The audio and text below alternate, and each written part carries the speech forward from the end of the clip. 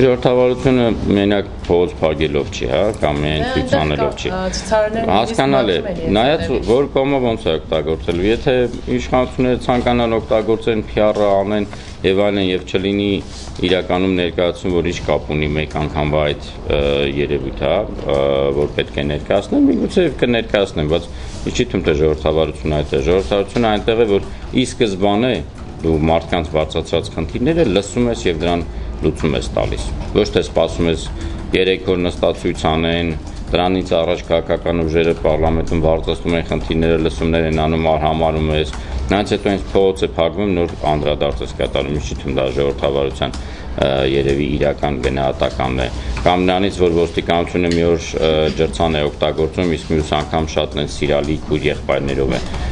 անդրադարձ կատարում, դա էլ ժողովրդավարության միայն նշան չէ, դա ինչ-որ բարեփոխումների խնդիրն է, բայց ժողովրդավարության երևույթից շատ հեռու է, ժողովրդավարությունը ի վերջո այն է, որ ժողովուրդը իսկապես կարողանա իր խնդիրները իր ընտրած իշխանության միջոցով կյանքի կոչել եւ այդ տեսլականները աշխատեն։ Այդ ներկայացումը երևի շատ արհեստական այստեղ կլինի եւ հույսով եմ, որ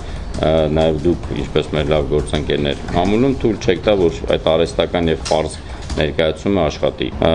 Ես կասեի ավելի շատ հետևյալ իրավիճակն ենք ունեցել, երիտասարդները Բաղրամյանում կարողացան արթնացրել քնած պետական մեքենան, որ ինչ-որ աշխատանք կատարի։ Հույսով եմ, որ արդյունքներ կլինեն, իսկ շարժումը կշարունակի հետևել եւ թույլ չտալ, որ հանկարծ պետական մեքենան նորից քնի։ 250 միլիոն դոլարի այդ պարտքը, որ ձևավորվել է։ Մենք պետք է հասկանանք երբանից է ձևավորվել։ Չգիտեմ, շատ պրիմիտիվացվել է հարցերը, ամեն ինչ բիբինի վրա են գցում, բայց մինչև բիբինն է մեծ մասը եղել։ Մի հատ էլ գնանք այդտեղ որոշումները նայենք։ Մեր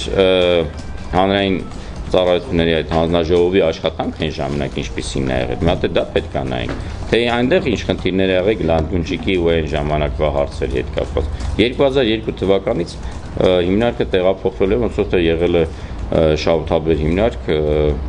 տեղափոխվել է ռուսական պետական այդ ձեռնարկության Ռաուեսի սեփականությունն է դառը։ Դրանից հետո այդ կուտակումները եղել են, մենք այդ ժամանակվանից պետք է հասկանանք այդ ինչ է եղել, եւ երկրորդը չմոռանանք, որ մենակ մի հատ բիբին կամ գլանդուչինգ չեն դա եղել։ Ինչքան յաներ են եղել, որոնք պետք է աշխատեն եւ ամենին նպաստեն։ Այդտեղ էլ ունեն մեծ աշխատանք մեր իրավապահ մարմինները։ Եթե դա իր ճիշտ ուղղությամբ կգնա, ասենք, որ ինչ-որ մի քայլ զարգացանք։ Եթե ամսի 23-ի դեպքերի ոստիկանները իսկապես կկրեն պատիժ, այլ ոչ թե մի քանի, այդպես ասած, անմեղ նկատողություն կստանան կամ, չգիտեմ, ծառայական պատիժ մեկ շաբաթ գործից ազատելու նորից ընդունելու, եթե այդպիսի իրավիճակներ չնի, այլ կխոսենք ժողովրդավարության մասին, որ ինչ-որ գործընթացներ են տեղի ունենում։